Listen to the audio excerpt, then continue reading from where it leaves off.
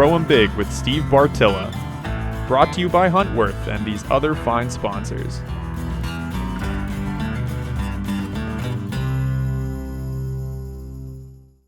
So we understand how hard winter is on whitetails, especially in the northern regions. The Midwest, yeah, we get some snow in the Farm Belt region, but we just don't have those below 0 and 18-inch snow depths much. I'm not saying that there isn't any winter stress, there sure is. As we've talked about before, there's all sorts of adaptations they have, all sorts of things we can do, especially rebooting that timber. But feeding actually is a viable option. It truly is. That said, if you're even thinking about doing an artificial feeding program, there's a handful of things you have to understand. First off, whitetails are ruminants. That means that they have a 4-chambered stomach. That's a huge advantage in that they can go ahead and literally scarf all sorts of food really, really fast. By scarfing that food fast, they can go bed down and minimize their exposure to danger on the food source. They have a stomach biology that is quite intense.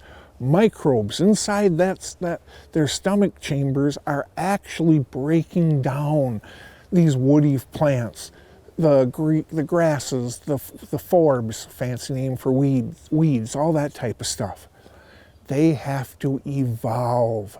It is like its own little ecosystem in that whitetail stomach. The evolution to most effectively break down corn, soybeans, acorns, much, much different than breaking down woody browse and dead grasses. And over time, once we start getting deeper into winter, the microbes inside that stomach have evolved specifically for breaking down dead junk. You go ahead and start feeding them straight corn, that's not good. That's not good at all. That absolutely throws that little ecosystem in their stomachs into utter chaos, and they get nasty diarrhea, and quite honestly, every now and then they'll even die. If you want to feed corn, go ahead and mix 4 parts oats to 1 part corn. You do that and you do not have to worry about ruminant acidosis. Other good options are to go out there and actually purchase quality feeds and or food blocks that are specifically designed for feeding whitetails over winter. They also are much better they're much better geared to being able to break down by those evolved microbes in that whitetail stomach. Not only is it important what you're feeding, but consistency and how much. When you're dealing with areas that have honest overwinter stress, artificial feeding programs make it so deer go like this, and all of a sudden you have jacked the number of deer in this area over what it otherwise would be. Because of that, they're going to be really hard on your natural browse. Make sure you've got that amp through the roof before you do this stuff, okay? Because they're going to pummel that stuff. And if you are not feeding enough, you're actually going to create more stress, because now you have an artificially high number of whitetails for what this habitat can actually handle for a carrying capacity. And because of that natural browse is being wiped out, and now there's even more deer there. So you have to be consistent, and as those deer numbers increase, you have to increase the amount of food you're feeding as well. Finally, spread it out over a wide area. Otherwise, you are taking those social stress levels and you are jacking them through the roof.